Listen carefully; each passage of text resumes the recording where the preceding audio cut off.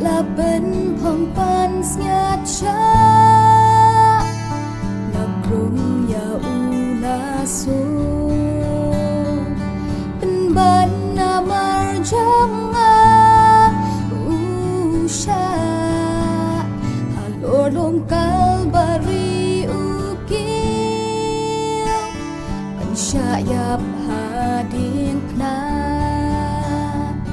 kapap karam jonga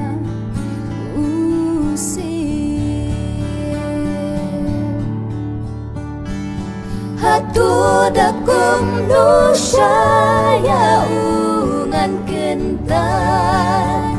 namar jonga ula syayap hading na hatu dakum nusyaya ungan kentan habayang ala sadasna kading na yap shurkei hang ta usha alor lum kalbari jengket lakya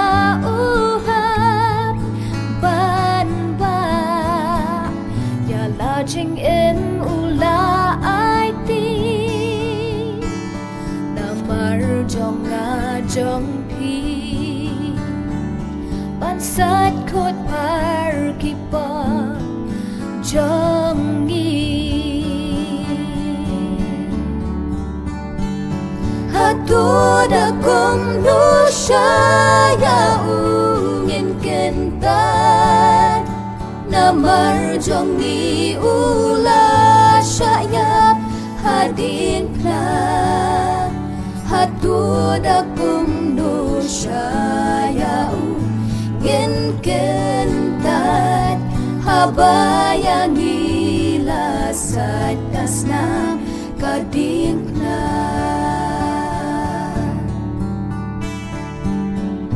tuan pai do minta kat ba udang khot it yap hi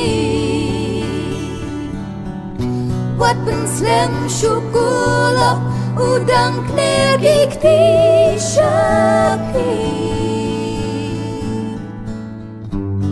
hatu dakum nusyaya upen kentan lamar jong pi ula syayap hading na hatu dakum nusyaya upen